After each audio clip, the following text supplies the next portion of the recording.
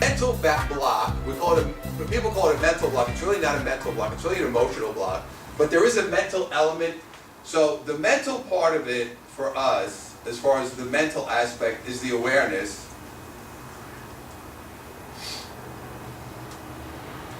And the identification. So what does that mean? So that means if I have a block, I need to be aware of what it is. I have to understand why I'm not getting this. So if I feel unworthy, then I identify it.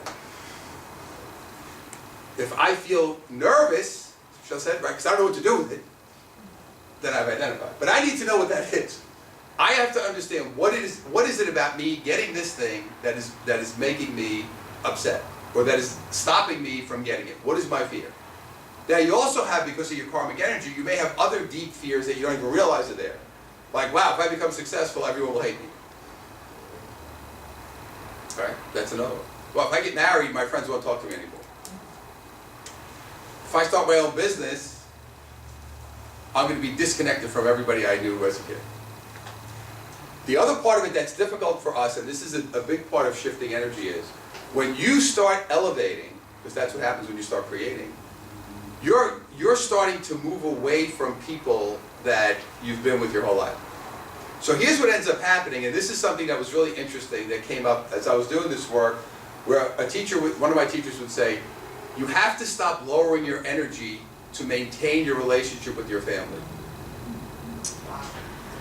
That was a powerful statement. If you keep lowering your energy, my teacher Susan, she would say, you keep lowering your energy down because you know that once you start to elevate, you really can't have a relationship with them. But my guilty side, my Italian Catholic guilty side, was saying, lower yourself. That's more important than you being happy, is you having that relationship which you believe I'm supposed to have.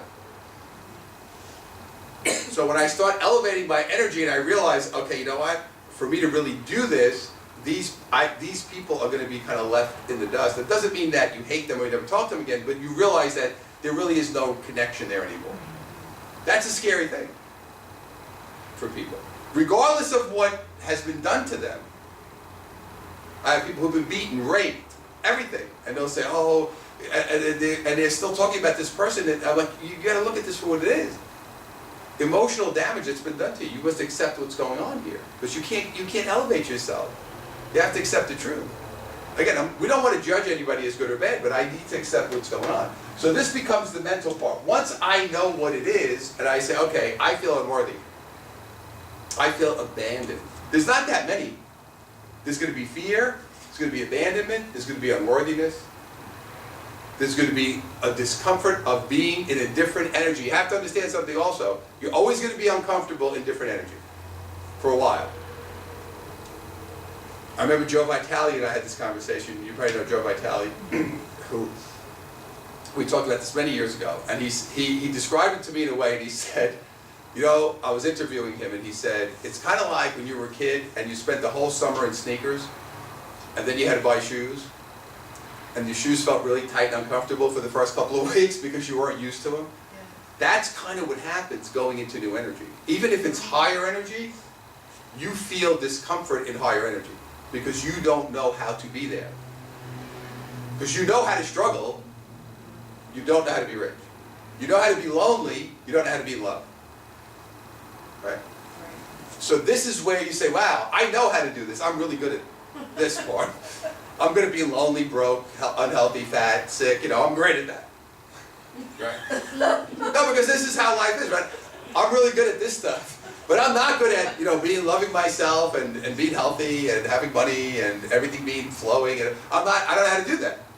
So it's kind of like asking you to do something you never learned how to do. It's like me saying to you, go play the piano. You never played the piano before. Would you be able to do it? Of course not. So the idea behind this is to say, the understanding, and I think this has been critical for all the work I've done on myself, is the understanding and acceptance of the discomfort is critical.